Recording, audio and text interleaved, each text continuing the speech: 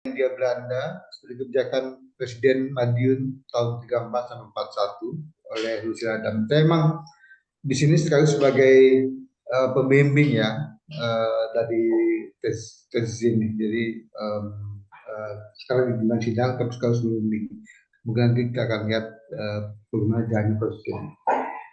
Oke, yang pertama saya serahkan penguji. Ini yang senior dulu nih, Pak Hoer. Pak Hoer diminta untuk menguji terlebih dahulu tes ini. Silakan. Apa saudara Nginwan Presentasi nggak dulu, perlu? Prof. Jajat. Saudara Nginwan nggak perlu. Oh ya, sorry. Oh ya, Nginwan silakan kan presentasi. Berapa menit Pak waktunya? 7 menit. 7 menit ya. Saya kasih timer biar tidak lewat. Baik, terima kasih Pak Jajat atas waktunya. Sebelumnya Assalamualaikum warahmatullahi wabarakatuh. Yang saya hormati pimpinan sidang sekaligus pembimbing tesis Ayahanda Prof. Jajat Burhanuddin. Kemudian dari tim penguji ada Kaprodi MSKI sebelumnya Bu Prof. Amelia Fauzia dan Pak Abdul Khair dan Bu Nisa yang saya hormati, dan beserta rekan-rekan MSKI calon-calon orang sukses insya Allah ya. Izin saya share screen ya untuk mempresentasikan temuan saya singkat karena waktunya hanya 7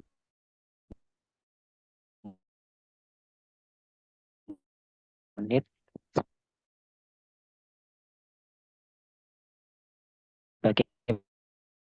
Bagaimana judul yang tadi sudah kebijakan kolonial dan kan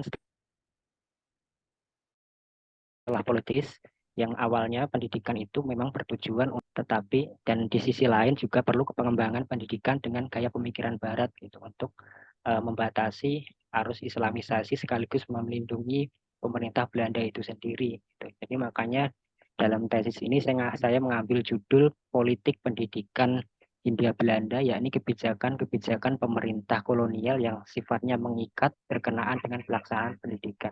Dan saya mengambil kasus di tempat saya di Madiun untuk menjelaskan salah seorang tokoh pendidikan yaitu Lucian Adam dari kalangan pejabat yang sengaja dihadirkan untuk mengenalkan pemikiran tersebut lewat karya-karyanya. Jadi Residen Adam itu dia menjabat residen 1934 sampai 1938 satu. Nah itu menjadi selanjutnya berkenaan dengan permasalahannya. Saya ingin menjelaskan tokoh ini sebagai administrator atau pejabat kolonial, tetapi juga memiliki kepedulian terhadap bidang pendidikan berkenaan dengan kebijakan politik dalam bidang pendidikan yang tadi saya jelaskan di awal. Dan juga pemberian materi seputar budaya lokal dan adat setempat tentu perlu penjelasan lebih lanjut mengapa hal itu bisa dilakukan, sedangkan dia itu adalah seorang asli orang keturunan kolonial gitu. Dan itu adalah rumusan masalahnya bagaimana pemikiran dan kebijakan pendidikan Lucian Adam di Karesidenan Madiun tahun 1934-1941. Tujuan penelitiannya yaitu jawaban atau yang mau saya bahas dari rumusan masalah tadi, yaitu pemikiran Lucian Adam, kemudian kebijakan sebagai hasil konkret dari pemikiran tersebut, lalu perubahan yang terjadi selepas pemerintahan Lucian Adam itu berakhir 38, tetapi masih terus berlangsung sampai 1941. Terus berkenaan dengan signifikansi, jadi penelitian ini sebetulnya adalah memperdalam temuan sebelumnya yang juga memiliki istilahnya kesamaan dengan Lucian Adam itu terkait dengan kebijakan kolonial. Salah satunya Sendok Nurglodia yang kita tahu dia adalah sarjana orientalis barat yang punya pemikiran-pemikiran yang liberal tentang Islam dan juga tentang kebijakan pemerintahan di Hindia Belanda, termasuk tokoh yang intelek yaitu Thomas Raffles dalam bukunya The History of Java. Nah, Lucian Adam itu coba untuk menggabungkan pemikiran dari dua tokoh tersebut, dan manfaat penelitian ini dalam hal akademis ingin saya jadikan buku untuk nanti dipublikasikan di pemerintahan saya dan sudah diseminarkan beberapa bulan kemarin, dan bagian dari ini akan saya publikasikan menjadi jurnal begitu. Dan ini adalah penelitian terdahulu yang menjadi pembeda dari penelitian saya. Ada jurnal, ada buku, disertasi, dan karya Lucien Adam yang sudah diterjemahkan, tetapi banyak yang tidak dimasukkan di dalam konten tersebut. Gitu. Jadi walaupun sudah ada terjemahannya, tetapi saya tetap pakai yang aslinya karena yang dicari itu sebetulnya yang aslinya. Dan ada metode yang saya gunakan, metode sejarah, ada heuristik, kritik sumber, interpretasi, dan historiografi. Untuk arsipnya sendiri, saya menggunakan arsip tiga macam arsip pribadi, arsip publik, arsip pemerintahan, arsip pribadi dari karya Lucien Adam dan memori Van Overhavel. Kemudian disertasinya Lucien Adam, arsip publik itu dari surat kabar kolonial dan surat kabar pribumi. Tentu keduanya punya sisi kekurangan dan kelebihan yang itu menjadi bagian dari kritik saya terhadap karya tersebut. Kemudian arsip pemerintahan ada Stadtblatt, turunannya ada Bitblatt dan Almanak. Ini adalah sumber primer kedua, artefak bangunan dan peta topografi, ada beberapa sekolah di sana, ada beberapa kantor pemerintahan, kemudian foto-foto kegiatan. Ada sumber sekunder, buku, kemudian komplementer pelengkap dari sumber primer dan sekunder. Ada bab kedua saya menjelaskan tentang riwayat hidup kiprah Lucien Adam di Hindia Belanda dari sejak dia lahir di Situbondo, Karisidenan Besuki. Itu jadi dia punya istilahnya darah Hindia Belanda gitu, walaupun keturunan kolonial. Kemudian pendidikannya dan karya-karyanya sudah saya jelaskan dalam tesis berikut, termasuk karir dia dalam jabatan sejak 1912 sampai 1942. Dan selama di pemerintah 2 tahun terakhir ketika menjabat sebagai residen dan gubernur itu punya kedekatan dengan pejabat pribumi, sehingga apapun atau kebijakan yang sekiranya menguntungkan bagi mereka itu didukung. Nah, kemudian temuan yang bab ketiga itu tentang pendidikan Hindia Belanda, kasus Karisidenan Madiun. Saya jelaskan deskripsi tentang Karisidenan Madiun awal terbentuk sampai perkembangannya, kemudian spesifik ke pendidikan sebelum politik etis hingga politik etis saya bagi dua. Nah, yang politik etis itu lebih ke lebih variatif gitu, termasuk dengan memasukkan gaya pemikiran Barat tadi di dalam pendidikan. Ini yang membedakan Lucien Adam dengan presiden sebelumnya. Bukan bermaksud membandingkan, tetapi memang ini adalah bagian dari analisis saya gitu. Analisis saya yang mana untuk presiden sebelumnya itu lebih fokusnya ke pembangunan. Tapi kalau yang Lucien Adam itu lebih konkretnya ke pemikiran dan karyanya. Dan ini adalah temuan dari bab 4 tentang pemikiran Lucien Adam tentang pendidikan, di mana dalam disertasinya itu dia menyebut kata Indonesia, artinya memang dia punya istilahnya kedekatan emosional dengan tanah kelahirannya itu. Ya, ini gagasan liberalisasi pendidikan tentang semangat nasionalisme yang coba dikekang oleh Lucien Adam, dan itu terbukti di bab selanjutnya yang membuat orang-orang pribumi itu merasa nyaman dengan kebijakan ataupun tindakan yang dilakukan oleh Lucien Adam, termasuk karya-karyanya. Dan ini adalah temuan terakhir dari bab 5 tentang kebijakan politik dalam bidang pendidikan. Ada kebijakan turunan, kebijakan dari pusat, yaitu kasta, ordonansi, dan kurikulum. Selanjutnya untuk kebijakan turunannya adalah inovasi dari Adam sendiri, yaitu tentang fasilitas pendidikan, sekolah yang baru dibuka, program unggulannya, serta materi sejarah lokal berkenaan dengan periodisasi yang ditawarkan dalam tulisannya itu. Terus wajah pendidikan Madiun pasca residen Adam itu yang pertama dari segi kebudayaan, ini menjadikan Madiun ini wilayah yang berbudaya dengan pendidikan dan sejarahnya. Terus kemudian nasionalisme masyarakat Madiun itu mengalami penurunan yang diakibatkan oleh itu tadi, akibat kenyamanan yang diberikan oleh Lucien Adam itu sendiri. Ya, terbukti tidak sedikitnya pahlawan yang muncul yang lahir dari sekolah-sekolah yang ada di Madiun. Nah, ini adalah kesimpulan dari yang tadi saya paparkan ada 5. Jadi Lucien Adam itu mewarisi tradisi intelektual Amtenang atau pegawai sipil yang intelek oleh Thomas Raffles dan implikasi kebijakan politik etis dari Senogorgoni. Kemudian 4 narasi penting berkenaan dengan periodisasi sejarah Madiun yang digagas oleh Adam itu tentang purbakala, masa Hindu-Buddha, kemudian kerajaan Islam, dan berlanjut hingga perang Diponegoro atau perang Jawa. Dan politik etis tadi kebijakannya tentang sistem kasta, ordonansi, kurikulum, dan program unggulan lainnya. Dan karya tersebut juga menghadirkan sejarawan baru yang melanjutkan penelitian Adam seperti Ockham, Thomas Redcliffe, dan Peter Carey. Terus itu tadi. Terus yang terakhir menurunnya semangat nasionalisme, hanya 3 yang tercatat sebagai tokoh pahlawan lulusan sekolah Madiun, yaitu Aryo Suryo, Safidin Prawiranegara, dan Supriyadi. Barangkali itu yang saya sampaikan. Mohon maaf jika waktunya lebih. Saya kembalikan ke pimpinan sidang, Prof. Jaja. Terima kasih.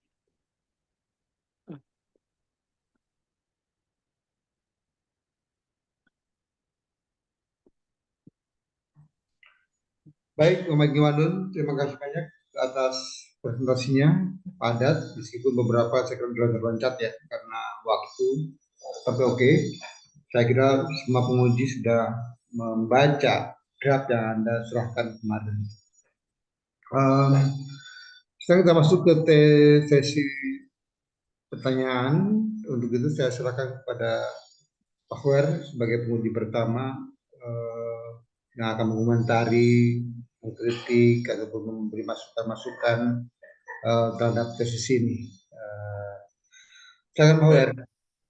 Baik, terima kasih. Assalamualaikum warahmatullahi wabarakatuh. Pak Prodi,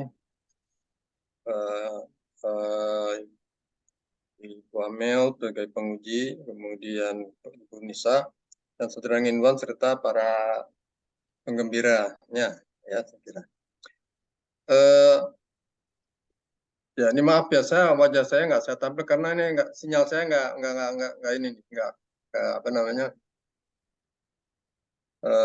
nggak stabil ya, jadi ini mohon maaf sekali lagi. Jadi saya hanya punya suara saja. Saya ya. Ini apa namanya? Pertama saya ucapkan selamat ya kepada Saudara Nginwan ya sudah memasuki tahap pendahuluan. Berarti tinggal selangkah lagi setelah ini Anda bisa langsung kalau lulus nanti untuk melanjutkan ke jenjang berikutnya yang terakhir yaitu ujian terbuka. Mudah-mudahan semua itu bisa lancar. Dan kemudian juga saya apresiasi pada Anda dengan tulisan Anda ini dalam waktu singkat. Saya kira Anda telah berhasil menyusun tesis yang menurut saya ini cukup padat ya, terutama terkait dengan sumber. Nah, itu bagaimana Anda dalam waktu singkat itu bisa menemukan sekian banyak sumber, termasuk di situ tentang yang saya kagum juga riwayat hidup siapa namanya itu Adam Lucien ini yang lengkap itu. Itu gimana Anda menemukan itu? Izin menjawab Pak. Jadi saya ketika daftar S2 tahun 2021 atau sebelum wisuda ya S1 Maret 27 Mei 2021 sudah mengumpulkan data terkait usia Adam itu baik di Delper atau arsip nasional. Jadi ketika saya menyusun proposal sebagai syarat untuk masuk S2, nah itu sudah ada bahannya untuk nanti dijadikan tesis begitu. Terus baru spesifik itu setelah ujian proposal tanggal 13 Januari 2023 itu Pak. Iya. Sambil berjalan. Ya, saya lihat demikian lengkap sih riwayat hidup yang Anda kumpulkan itu mulai dari kakek neneknya lalu kemudian sampai ke anak cucunya. Ya, jadi mudah-mudahan Anda punya kesempatan ke Leiden nanti bisa ketemu sama cucu dari Adam Lucien ini. Atau kemarin sudah komunikasi Pak sama itunya di Den Haag. Sempat komunikasi.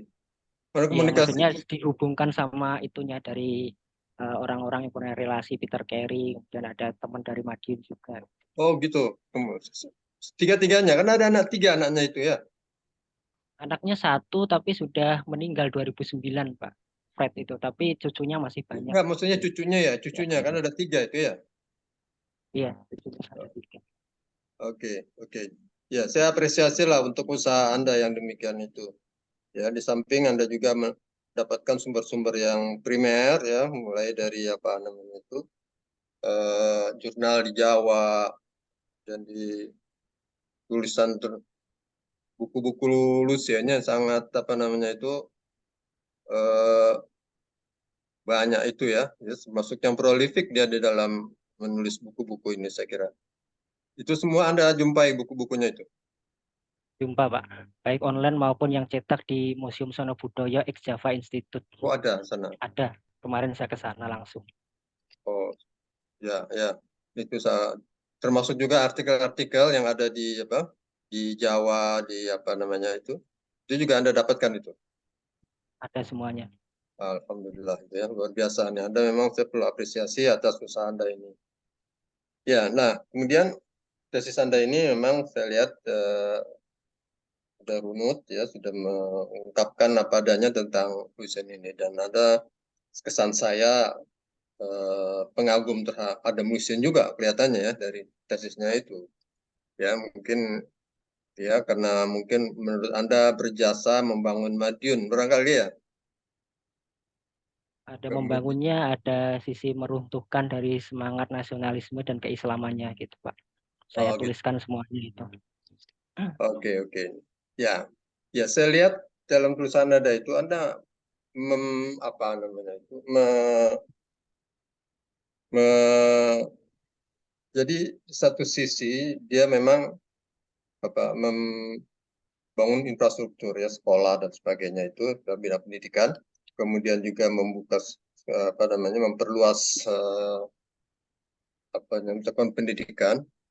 Nah, itu Anda katakan bahwa usaha itu dilakukan adalah untuk apa namanya itu mencegah apa gerakan Islamisasi ketika itu. Ketika itu. Ya, jadi ada apa namanya itu membenturkan dua kubu, salah satu usaha untuk memajukan pendidikan, tapi usaha memajukan pendidikan itu dalam rangka untuk melawan apa, perkembangan Islamisasi. Nah, apa memang begitu terjadi? Ya Pak, jadi sebelum Lucian Adam datang atau lebih-lebihnya lebih politik etis itu memang pesantren modern itu mulai berkembang di Madiun, ya, terutama di wilayah sekitarnya Ponorogo itu kan ada pesantren Gontor di Buka Cabang juga di Ngawi. Ya, belum maksudnya yang di Ponorogo terus di beberapa pesantren tradisional di Ngawi, Magetan itu sudah mulai berkembang. Makanya eh, pemerintah Belanda itu mencoba untuk memasukkan ideologi barat, pemikiran-pemikiran yang liberal untuk membatasi kaum pribumi untuk mengakses Iya, pesantren. oke. Jadi ya yang saya ingin maksudkan, apakah memang secara eksplisit ya usaha memajukan pendidikan itu didorong karena adanya eh, apa namanya itu gerakan Islamisasi yang yang yang pesat ketika itu dengan tumbuhnya banyak pesantren apa begitu? Memang ada secara eksplisit dinyatakan seperti itu, baik itu dalam ordonansi yang dikeluarkan pemerintah kolonial maupun oleh kebijakan Adam sendiri. Oh gini, Apa tidak? jadi di Memory Van Overhaave yang ditulis oleh Adam jilid ke berapa ya, sekitar saya lupa belasan, ada 21 jilid itu dinyatakan kalau di Pacitan itu kan ada pesantren Tremas ya Pak, sama pesantren Tegal Ya, Sari ya, tradisional ya. itu. Jadi di situ ada melihat di dalam Memory Van Overhaave-nya itu menuliskan ada gerakan sosial politik di sana gitu, terkait dengan orang-orang guru dari kalangan kiai itu nggak boleh mengajar gitu. Akhirnya uh, ada mencoba untuk memberikan istilahnya sertifikasi atau sekarang SK untuk mereka mengajar itu lewat ordonansi. Jadi caranya yaitu mempermudah, Ya, tetapi juga ya. Ya, ya betul.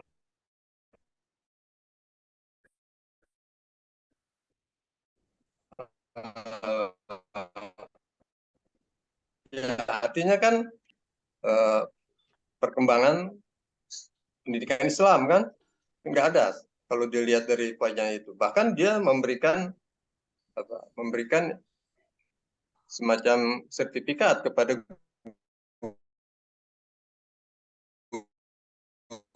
guru-guru pas dari donasi apa namanya itu Wildescholen itu kan. Nah ini kemudian eh, dikaitkan dengan kebijakan pemerintah kolonial yang melihat adanya gerakan Islam, lalu kemudian itu di counter dengan pendidikan kalau saya baca tesis Anda itu seperti itu. Pendidikan Barat itu antara lain adalah untuk mengcounter dan itu secara Barat itu. Tetapi kan kenyataannya pesantren dan sekolah-sekolah Islam malah bermunculan juga. Muhammadiyah kan juga muncul ketika itu. Sekolah-sekolah Muhammadiyah ada. Lalu kemudian Gontor juga didirikan ketika itu. Artinya kalau memang sekolah itu dimaksudkan untuk menghambat perkembangan Islam, kenyataannya tidak demikian gitu loh maksud saya. Oh, gitu. Oh iya.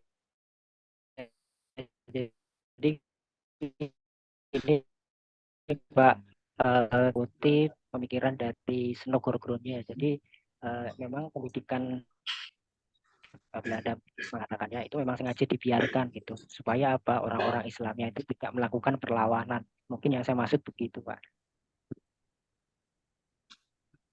Oh, tapi yang saya ingin koreksi ya itu etisi politik itu bukan digagas oleh Snook ya, bukan. Kalau Snook itu dia punya gagasan tentang politik asimilasi.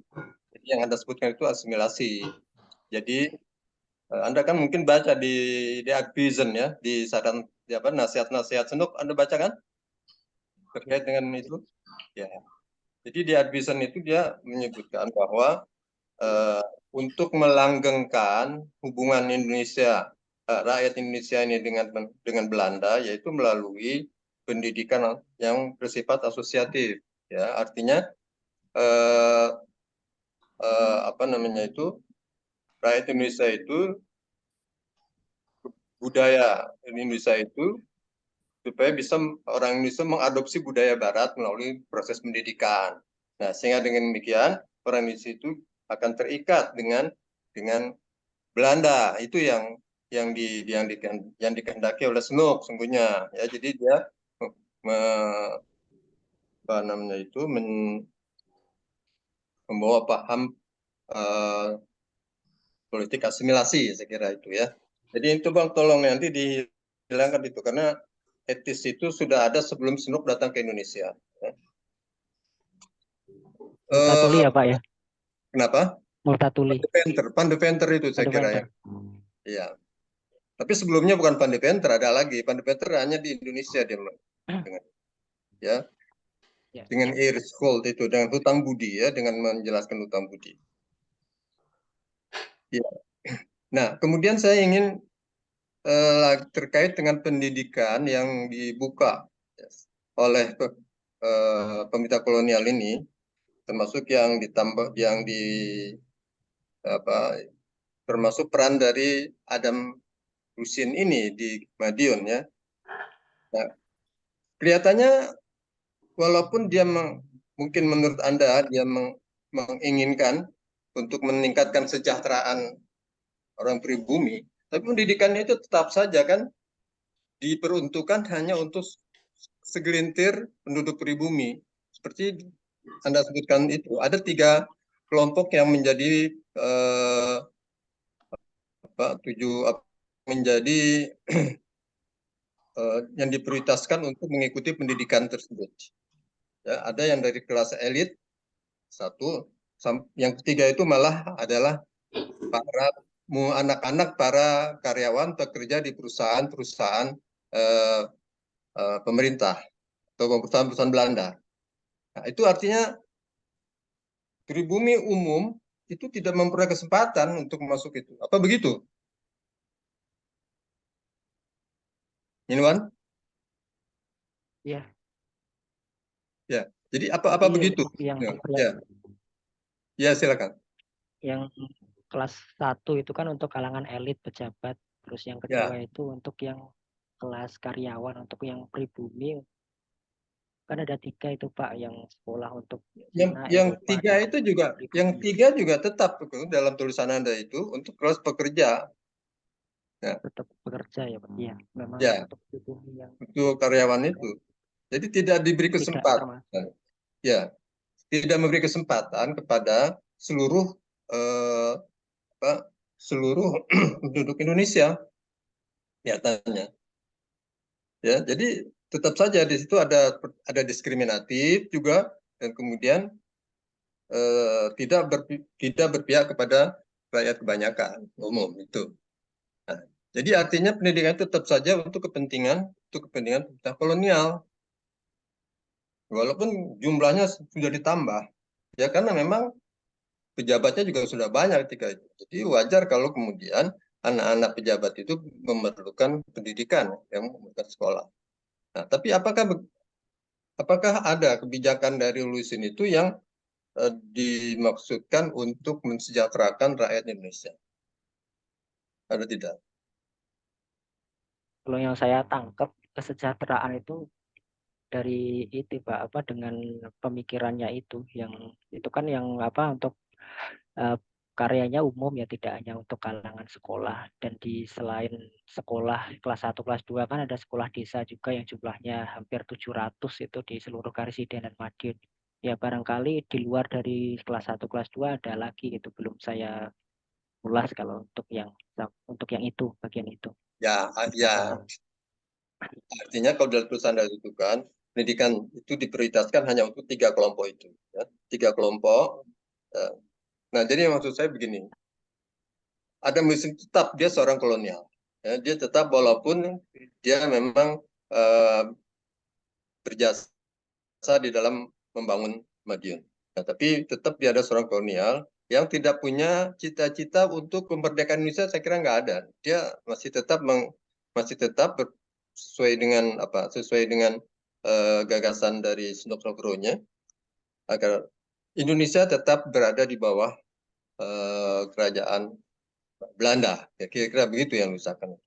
Oleh karena itu pendidikan itu dimaksudkan adalah untuk menanamkan nilai-nilai budaya Belanda kepada anak didik, ya dengan demikian. Nah, lalu kita lihat ternyata dia juga tidak mempunyai perhatian kepada penduduk secara umum, secara keseluruhan.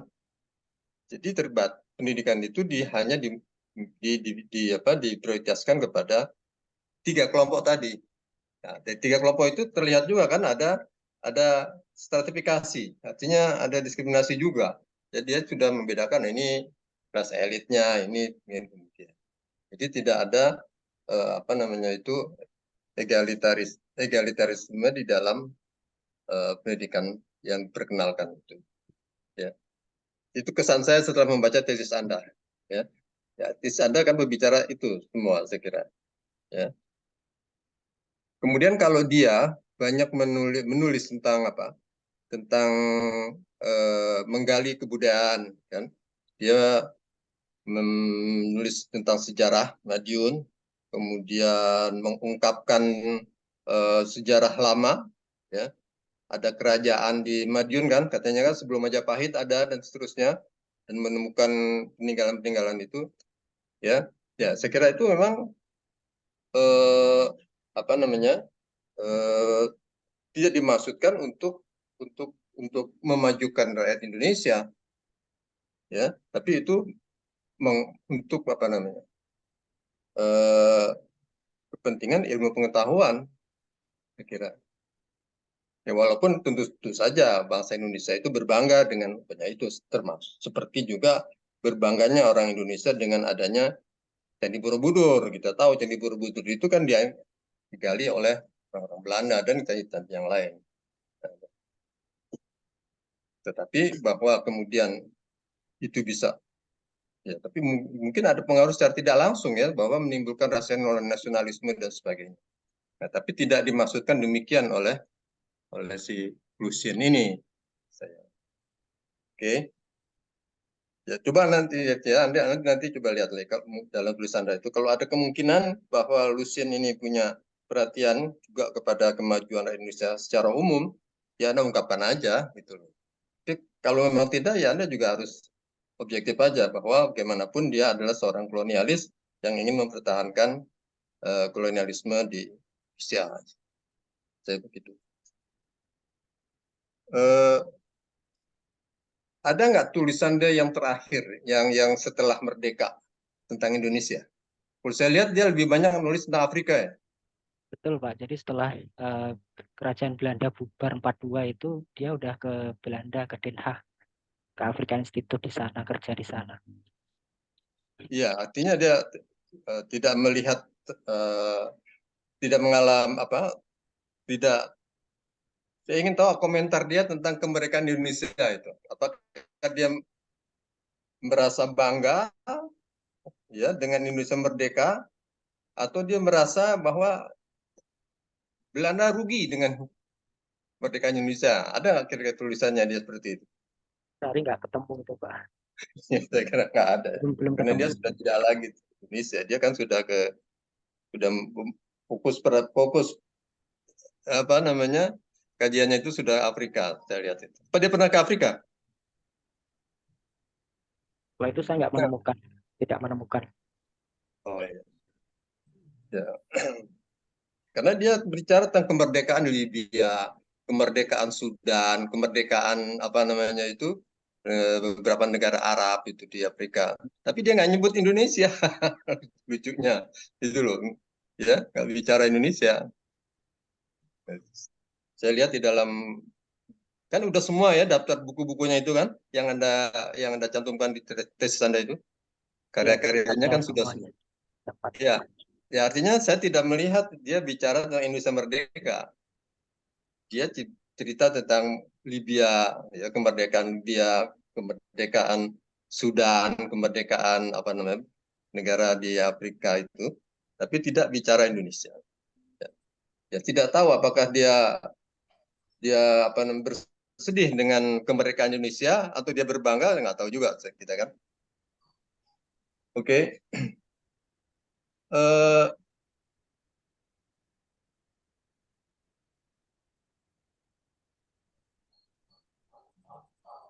ya. Kemudian gini, Anda di situ ada tertulis di halaman 57. Lihat halaman 57 ada. Halaman 57 Ya. itu ada pernyataan periode Hindia Belanda dan periode politik etis. Nah, itu saya kira kurang tepat kalau Anda bagi gitu. Karena politik etis pun ada di periode Hindia Belanda. Jadi kalau baiknya periode sebelum sebelum politik etis dan setelah politik etis itu loh, ya. Jadi bukan periode Hindia Belanda dan politik etis, karena periode politik etis pun masih di dalam lingkup Hindia Belanda, ya. Paham saya maksud, Paham ya ya? kan? Ya, ya. Itu walaupun ini kecil tapi nanti mengganggu juga orang, kayaknya bilangnya nggak paham lagi Anda. Ya. Padahal mungkin kekeliruan Anda. Ya, kemudian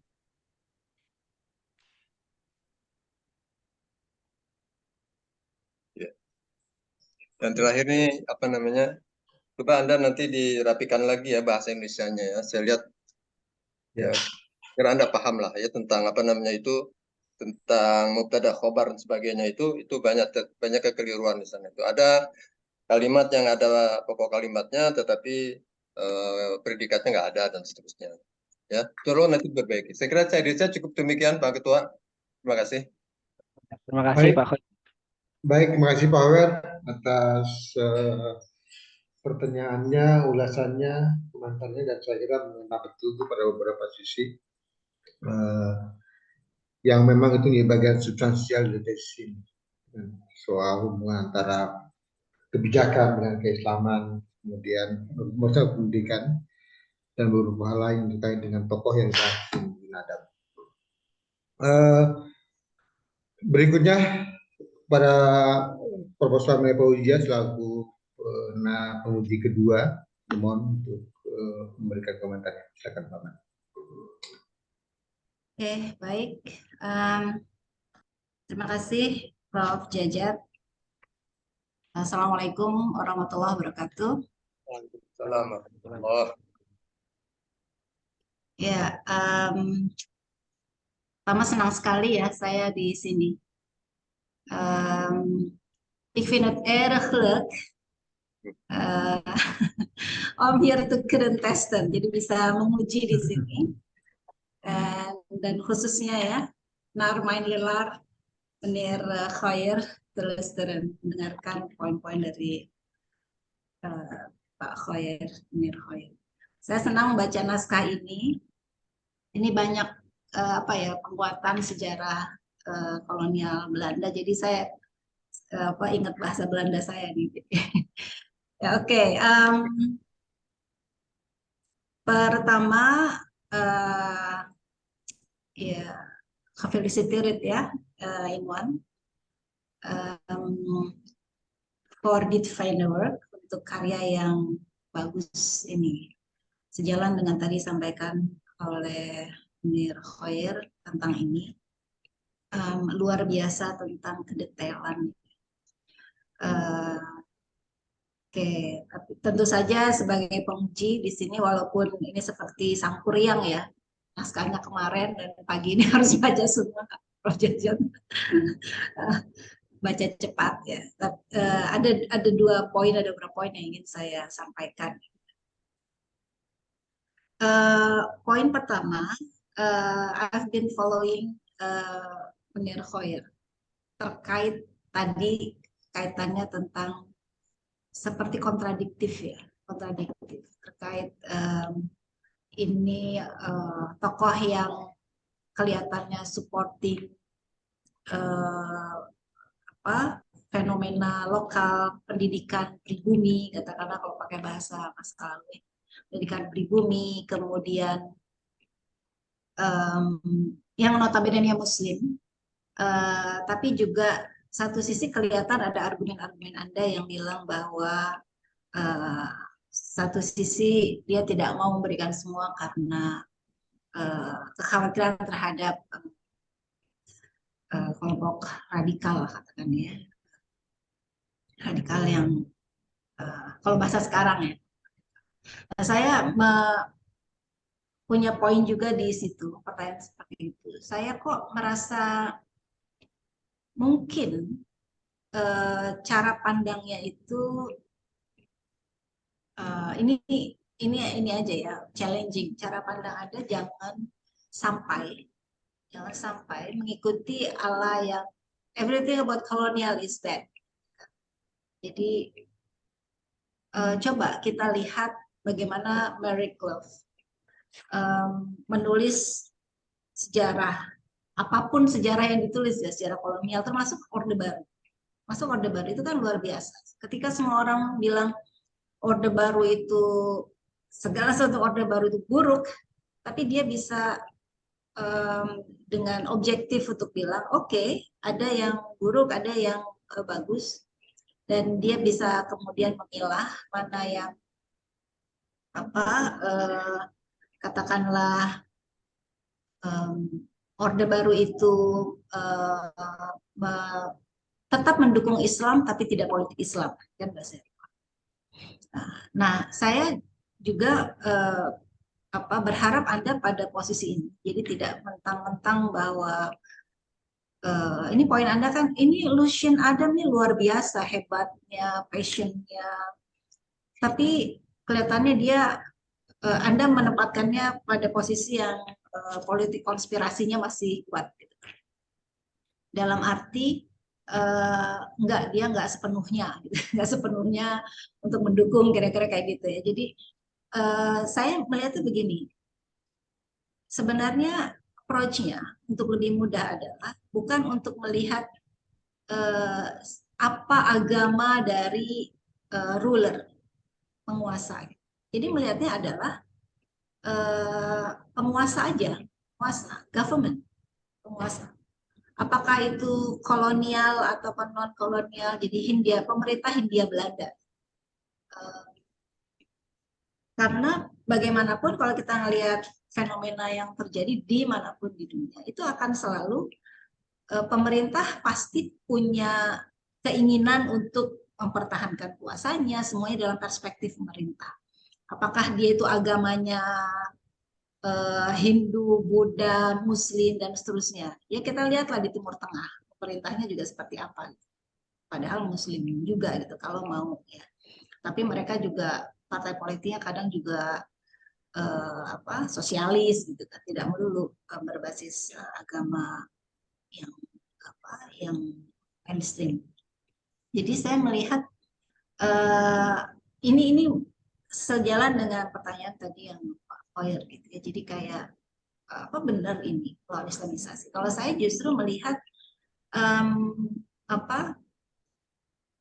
coba cara pandang kita melihat Lucian itu atau pemerintah kolonial yang lain, pejabat-pejabatnya itu orang yang ingin juga memajukan wilayahnya, Kalau kita melihat misalnya Turki menguasai Egypt ya, pernah itu kan, sampai sekarang orang-orang Mesir juga, Kairo terutama itu masih nggak suka gitu sama Turki Ottoman ketika itu.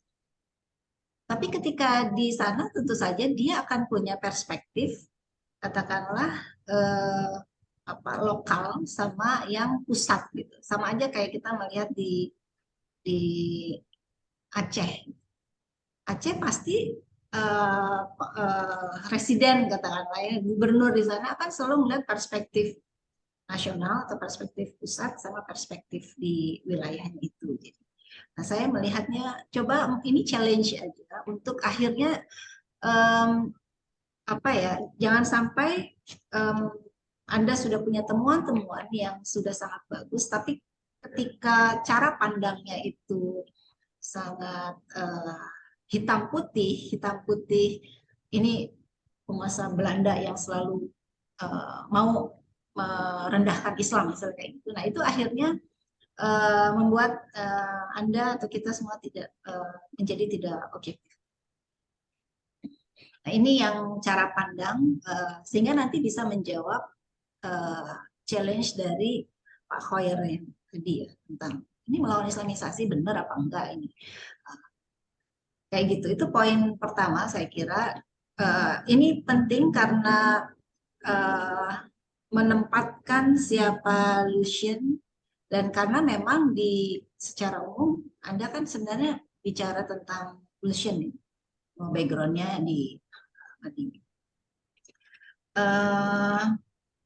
Oke. Terus masih yang tadi tentang upaya Lucian yang ada dalam argumen adalah bilang bahwa ini menurunkan katakanlah pekelasan gitu ya, saya nggak tahu pengkelasan yang sebelumnya ada. Kemudian tadi Pak Khoir bilang intinya pengkelasan itu kan tetap ada, sekolah itu ada HIS, ada MULO gitu kan, ada sekolah rakyat. Itu tetap ada. Semasa Lucian pun ada. Tentu kalau saya tidak akan berharap banyak dia akan merubah total itu jadi school for everyone misalnya itu menurut saya nggak bisa juga. Nah jadi mungkin pertanyaannya adalah apakah pengkelasan ini buruk? Kan? Ini untuk menjawab Pak Khoir tadi ketika ini memang ada pengkelasan, tapi kan Anda punya argumen yang positif sebenarnya tentang liberalisme ya, yang tentu saja dengan approach Lucian ini amazing sebenarnya. Dia sangat terbuka sampai pawai obor ya kan, dan seterusnya itu sampai dia ikutin, dia dukung dan seterusnya.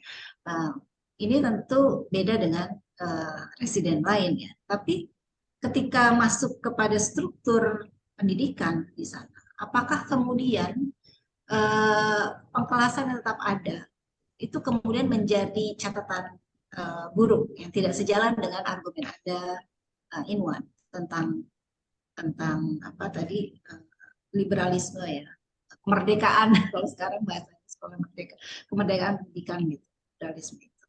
Kalau saya pertanyaannya memang pengawasan itu ini, menurut saya tidak melulu buruk.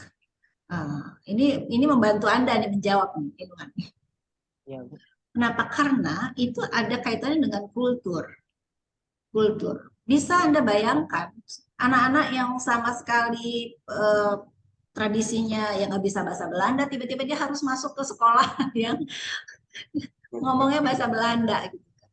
Ya susah gitu kan. Jadi memang ada sekolah yang memang disesuaikan dengan tradisi masyarakatnya gitu loh. Nah ini saya kira ini masukan buat Anda untuk bisa menjawab tadi ya, mendukung argumen Anda. Jadi bukan berarti pengkelasan itu kemudian menjadi buruk. Nah yang buruk adalah jika orang-orang yang punya kapasitas, kualitas untuk masuk sekolah-sekolah yang katakanlah sekolah bagus, sekolah Belanda itu, nah itu dilarang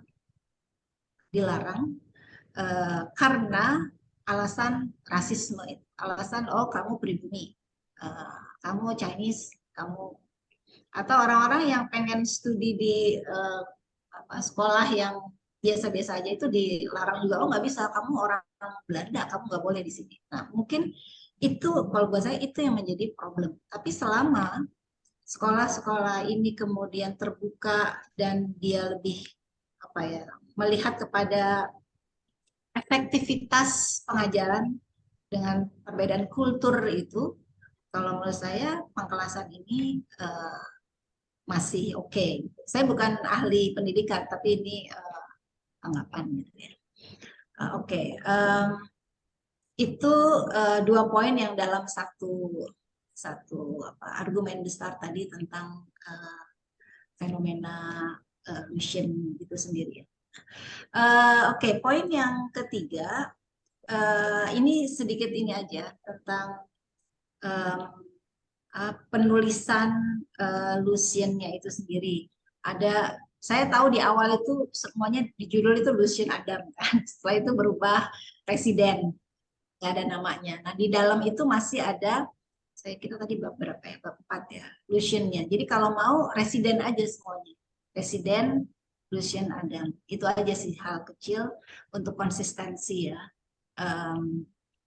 Walaupun tentu saja ya apa kita tahu residen yang ada maksud itu siapa, cuma lebih agar konsistensi aja. Ini ada poin selanjutnya, ada pertanyaan saya. Ini karena bacanya masih kayak sang kuryang sedikit, nah saya mau ingin menjelaskan. Kalau argumen Anda ya kaitannya bahwa residen Lucian Adam ini punya approach yang berbasis pemikiran dia yang luar biasa dalam tentang pendidikan, tentang sejarah ya terutama. Dan ini kemudian dia implementasikan di residensi dia. Nah sekarang apa sih pertama sejauh mana Anda bisa membuktikan bahwa ini benar semua yang dijalankan, misalnya periodisasi yang sejarah tadi ya, periodisasi sejarah apa masa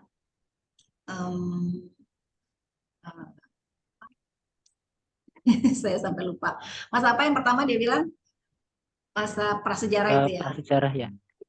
Ya, prasejarah, kemudian masa Hindu-Buddha gitu kan. Terus masa Islam ya kan. Yang dia tulis. Nah, misalnya hal kecilan seperti ini yang dia tulis sekarang dalam The Java itu. Apakah yang hal sampai ini tuh memang benar dimasukkan dalam kurikulum pada masa itu? Untuk saya ingin tahu sampai detail sejauh mana pengaruh pemikiran Adam ini, pemikiran Mas Adam ini sampai benar-benar diimplementasikan terutama di Madiun. Dan sejauh mana apa yang sudah dilakukan di Madiun itu berbeda dengan residensi yang lain. Ya, sejauh mana? Sehingga untuk melihat sebenarnya lebih kepada pengaruh pengaruhnya Adam ini dalam politik pendidikan. Mungkin itu, Inwan, bisa dijawab dulu. Ya, terima kasih untuk pertanyaan dan juga tadi masukannya. Saya melihatnya Adam ini karena tadi ya latar belakang keluarga kolonial, tetapi dia punya tetesan darah Panarukan gitu di Jawa Timur. Jadi walaupun dia orang kolonial, keturunan kolonial, tapi lahirnya di India Belanda, jadi ada sisi kelembutan yang dimiliki oleh pejabat kolonial tersebut. Itu poin pertamanya.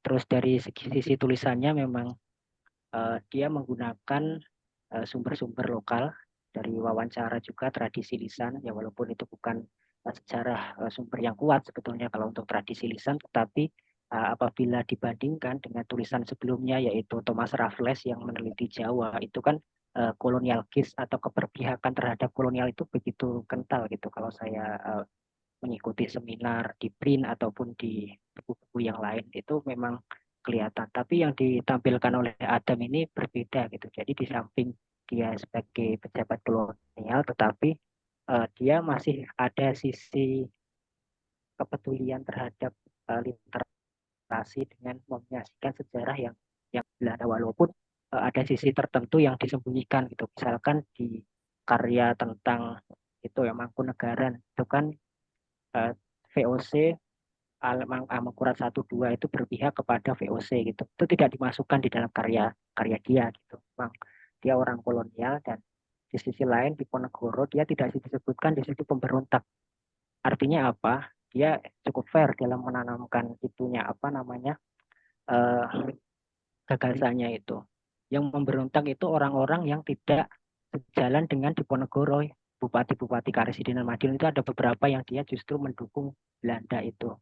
Dan di akhir itu tidak dijelaskan penangkapan Diponegoro itu sebagai akhir dari Perang Jawa, tetapi administrasi yang Madiun awalnya di bawah Mataram tahun 1830 diambil alih oleh Belanda yang menyebabkan Perang Jawa itu berakhir.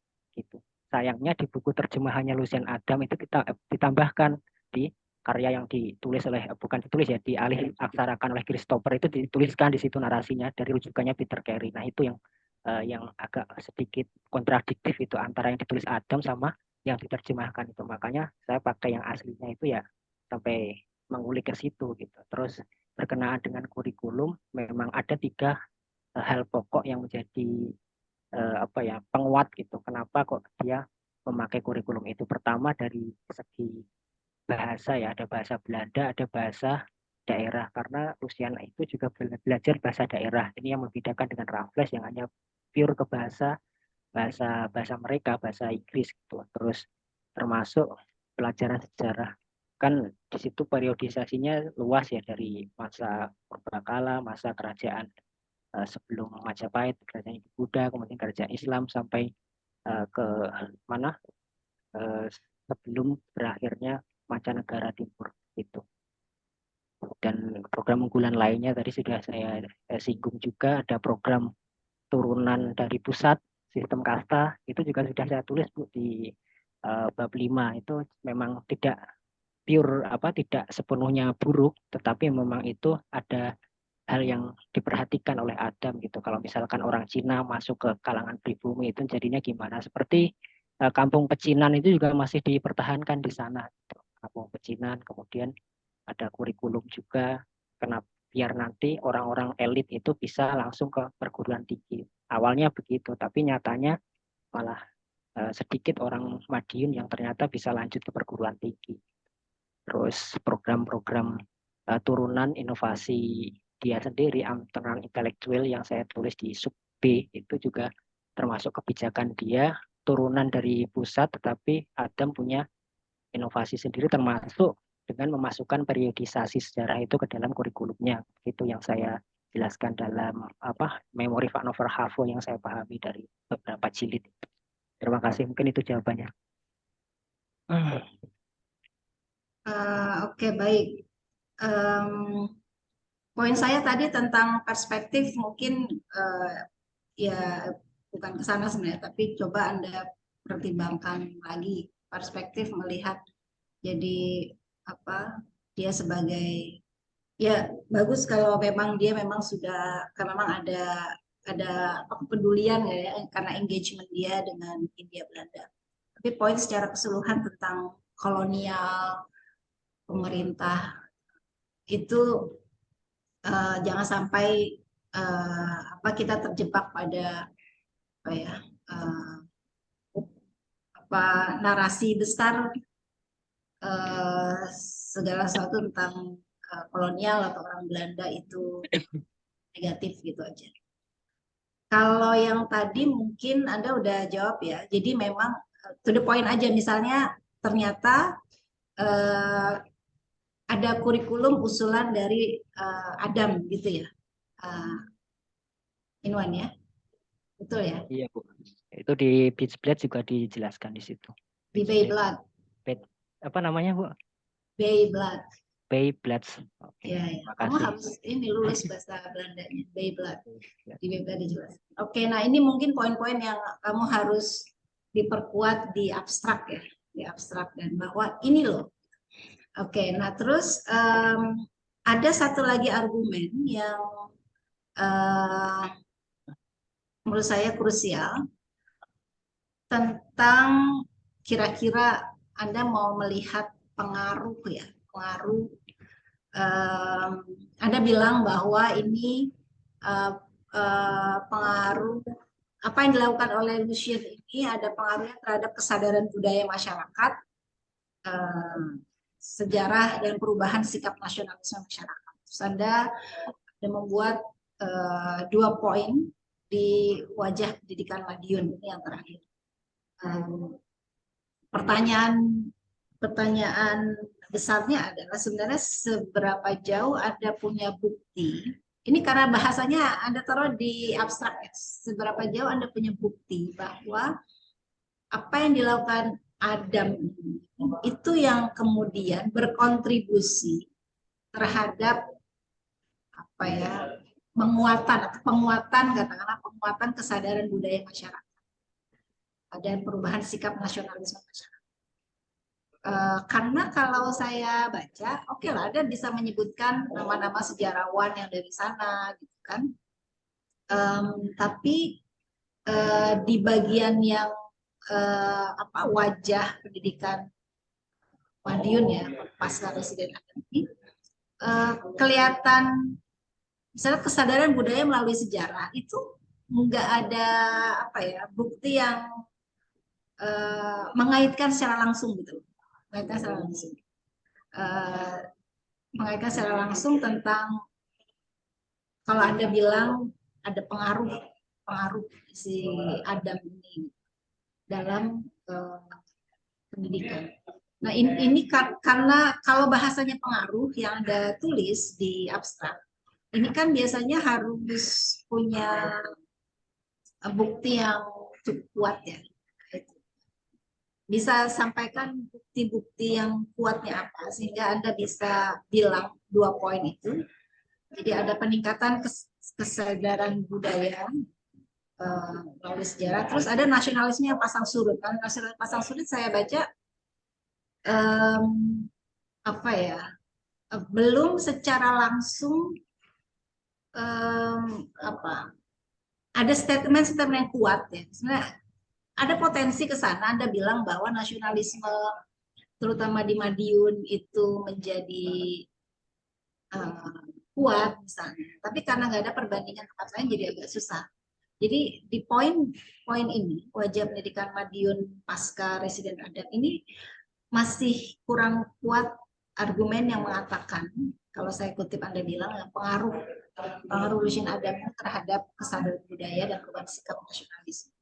Anda bisa jelaskan nggak kira-kira bukti konkretnya itu apa? Baik, izin menjawab. Untuk yang pertama, kesadaran budaya lewat sejarah itu, saya baca di gagasan liberalisasi pendidikan, itu saya jelaskan, saya singgung dikit dari MOV-nya Lucien Adam di bab 14 pendidikan, kemudian di halaman ketiganya dari MOV-nya bab 14 itu, di sana juga dituliskan bahwa Lucien Adam itu dia di samping mempunyai karya tentang Madiun, di dalam sekolahnya itu untuk yang kelas tingkatan menengah, mulul, AMS, dan seterusnya, itu juga dihimbau untuk ada semacam event untuk perlombaan karya tulis ilmiah gitu. Walaupun dalam MOV-nya itu tidak ada kelanjutannya, hasil konkret dari karya itu apa gitu. Kecuali orang-orang yang baru sekarang muncul seperti Ong Hok Ham, Peter Carey, terus Redcliffe itu yang mengkritisi tulisan-tulisan dari Lucien Adam. Itu poinnya. Jadi walaupun itu tidak dijelaskan lebih lanjut di MOV-nya, tetapi di situ tertulis tetap ada upaya untuk membuat masyarakat Madiun ini berbudaya lewat sejarah dengan cara membuat anak-anak didiknya itu tahu tentang sejarah Madiun itu.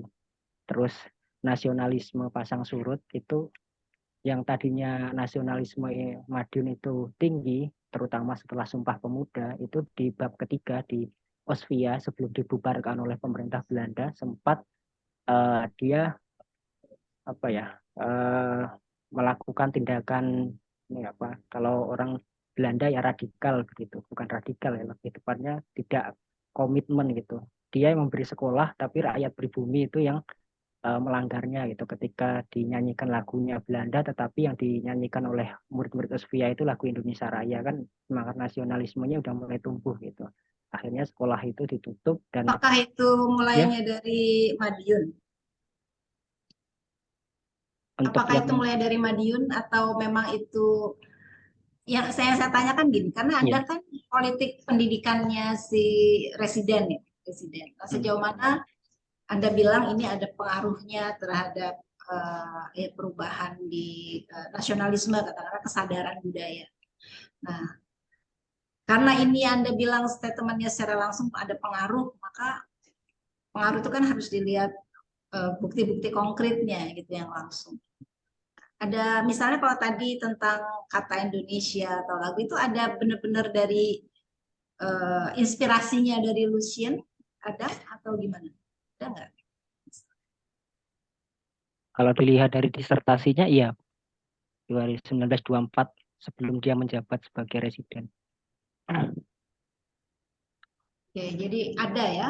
Nah ini saya kira Ada. yang poin-poin itu harus dikuatkan di sub yang bagian terakhir itu wajah pendidikan. Jadi jangan imply semua, tapi harus eksplisit, terutama poinnya. Oh ini loh, karena Lucien pernah ngomong Indonesia, kata Indonesia dan seterusnya. Jadi ini perlu lebih eksplisit, terutama karena yang sekarang memang sih ada apa ya, ada poin tentang kesadaran budaya melalui sejarah, tapi tidak eksplisit bahwa ini ada kontribusi ya, kontribusinya dari Adam. Ini kan kita lagi membahas tokoh ini, bagaimana kebijakan misalnya pendirian apakah museum atau pengajaran yang lebih terbuka gitu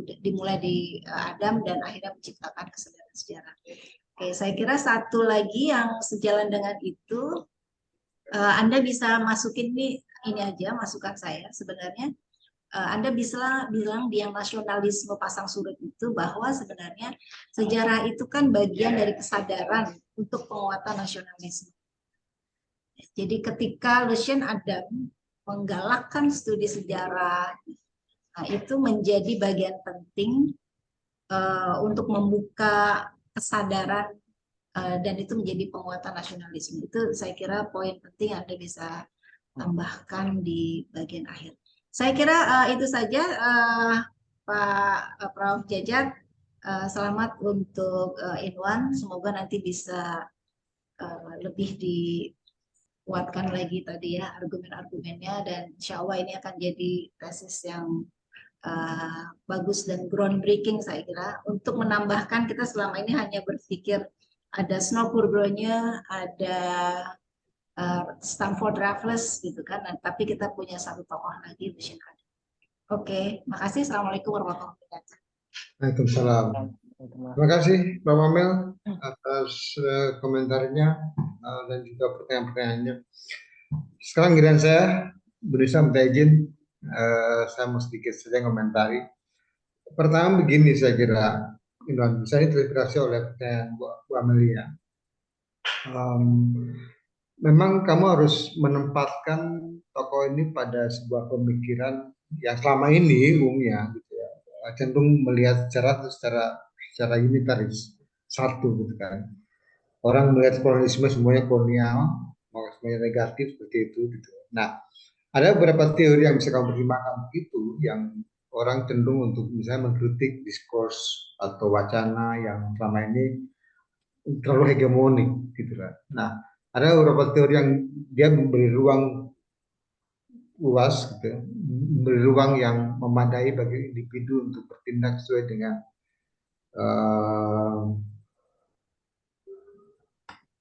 sesuai dengan ininya, sesuai dengan eh, em, kapasitasnya sebagai individu. Nah, maka dengan cara demikian maka Anda kemudian bisa saya kira menampilkan Luciana Adam dalam kerangka seperti itu.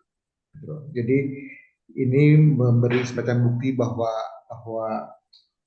bahwa kolonial itu bukan satu, tapi beragam. Dan ini salah satunya dari sesuatu yang saya kira perlu highlight itu.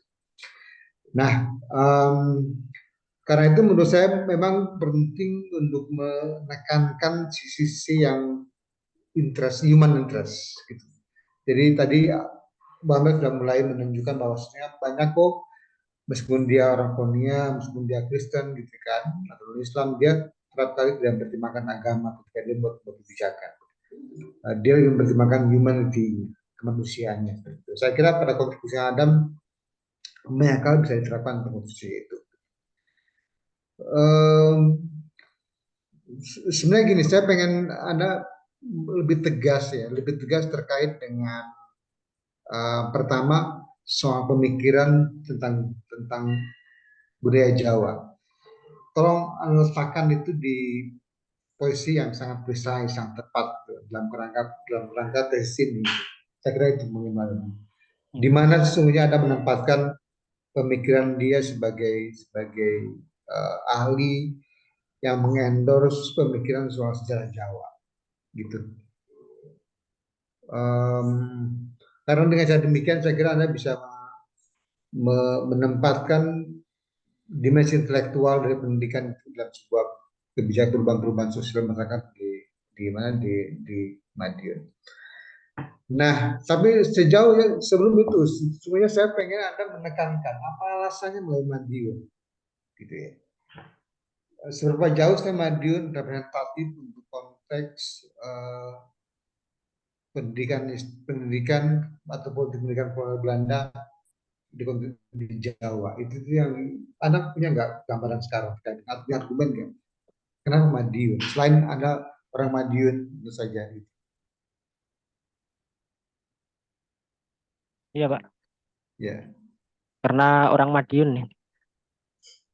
Oh, selain ya kalau untuk Madiun memang lokasinya strategis ya Pak, karena di antara Surabaya dari kultur yang agak kasar ke Jogja yang lebih halus, mungkin ada sisi lain yang bisa digali di situ. Itu alasannya kenapa mungkin Raffles, maaf, Lucian Adam itu memilih Madiun ya, karena dari wilayahnya itu unik, jadi mempertemukan dua kebudayaan antara Barat dan Timur. Tentunya dari sisi geografis juga dibatasi oleh Gunung Lawu dan Gunung Wilis. Jadi di situnya juga banyak kebudayaan masyarakat yang beragam dari pemikiran yang bermacam-macam. Mungkin jawabannya itu sementara Pak. Yang saya tulis maksud saya. Ya, tapi Di untuk iya.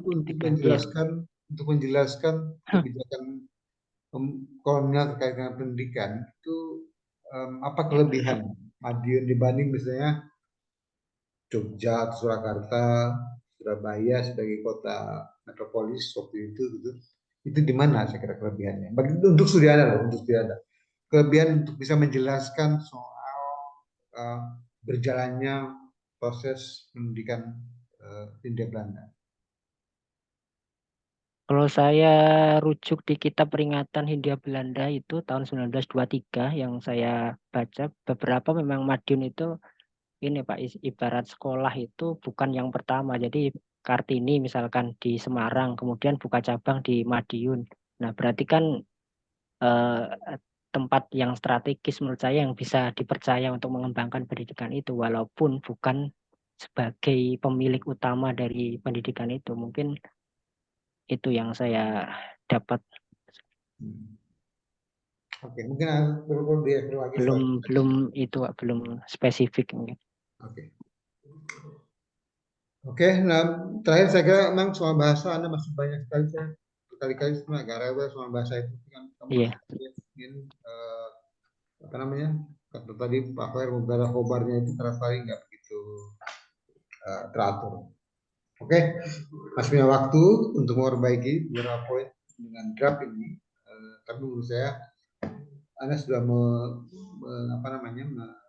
menampilkan pemikiran yang selama ini yang ada pada saya terkait dengan soal pentingnya untuk melihat kolonial dengan cara yang berbeda dari umumnya orang melihat itu, dan yang selalu negatif dan buruk.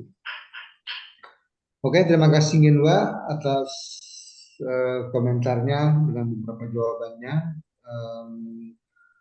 Sekarang Bu Nisa gimana? Baik, kita break sebentar ya untuk rapat ujian pendahuluan. Saya add semua untuk join para penguji. Yang para peserta dimohon tunggu sebentar ya di ruang tetap main room. Sekarang saya.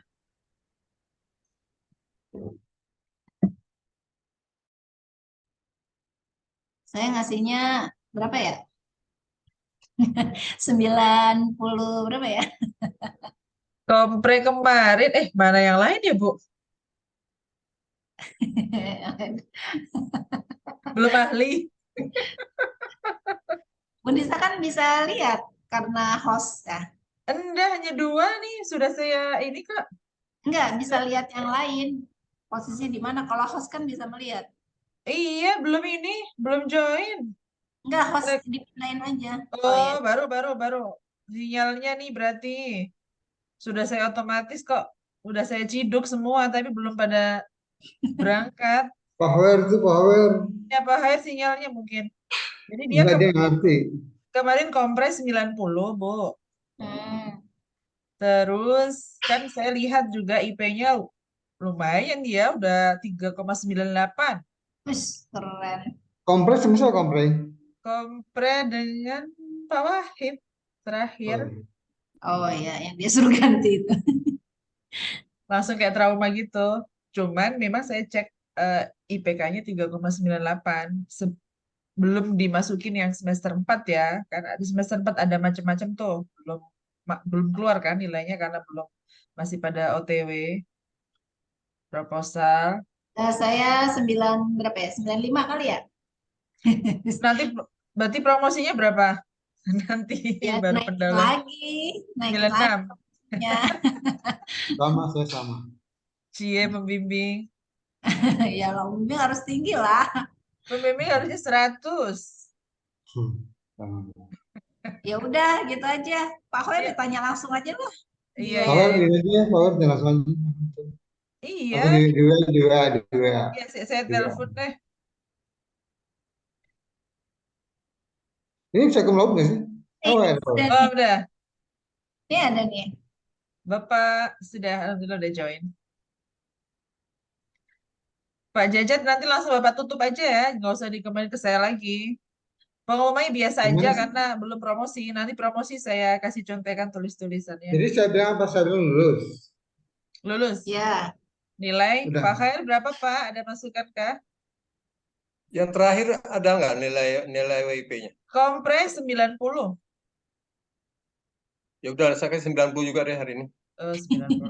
Oke. Kalau saya lebih tinggi Pak, saya 95. Ya udah kita data deh. Pembimbing berapa Pak Jajat? Sudah sama Pak Amel. Cie. Oke, saya tanya juga deh. Saya naikin deh 95 juga lah. Oh ya udah. Naikin. 95 ya. IP-nya 3,98 Pak Khair. IP Oh ya, oke. sementara 3,98. Tapi bisa jadi kalau sekarang 4 lagi, bisa jadi IP-nya 4 nanti terakhir IPK-nya. Iya, mudah-mudahan aja ya. Ya, Ada. kita Mudah-mudahan biar Ya, ada karena- lah ya yang 4 ya. Iyalah. Iyalah. lumayan lah orangnya, Pak. Oke, jadi oke. Jadi berapa yang perlu angka yang perlu saya sebutkan? 95 95 sudah semua. untuk pendahuluan dan lulus. akan dilanjut untuk paling lambat nanti 1 bulan promosi ya. Oke. Kalau bisa sih kalau Prof kalau mau wisuda Agustus 14 pertengahan ini harus sudah ini ujian ini. Dia Ujian kalau sudah Agustus berarti dia selesai tepat waktu ya? tepat waktu.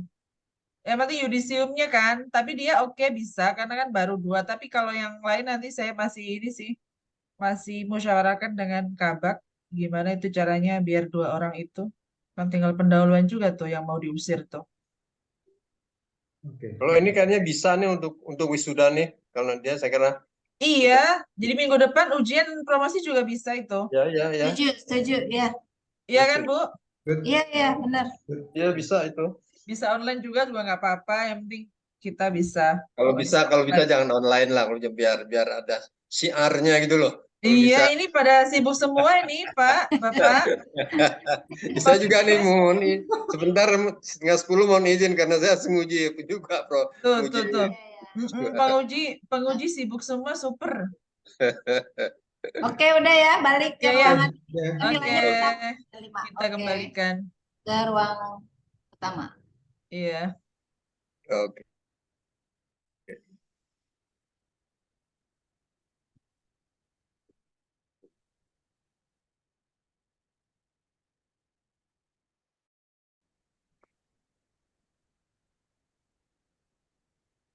Mana Pak?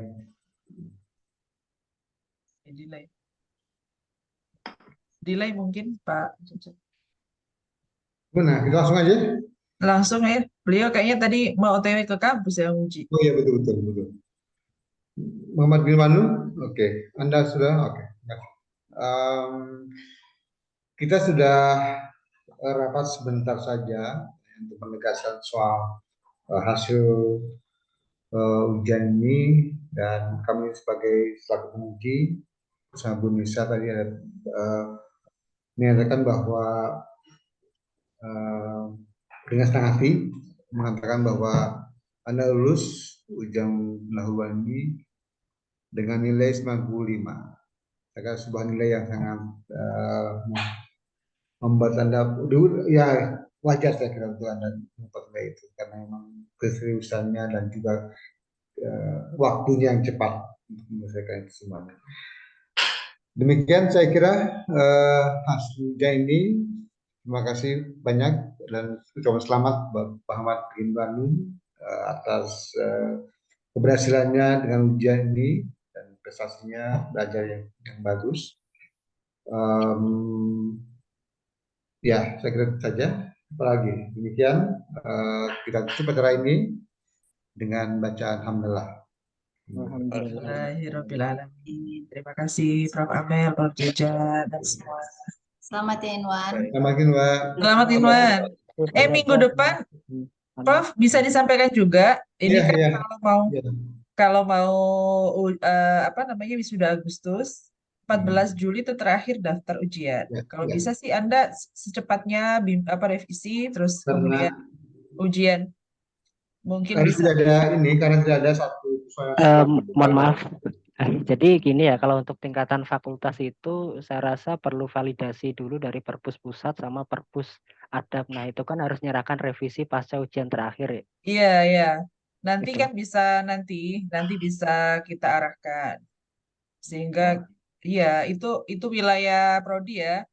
Jadi nanti Anda secepatnya melakukan hal-hal itu sehingga kami prodi bisa memberikan nanti ada arahan ya. Silakan ya.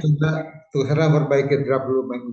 Iya, yang penting itu. Yang untuk itunya nggak usah dipikir dulu, itu nanti prodi ya. Terima kasih. Oke, saya kira semuanya. Terima kasih. Terima kasih Pak Khair. Ya, terima kasih. Bisa. Ya, terima kasih. Assalamualaikum. Terima kasih Bu Amel.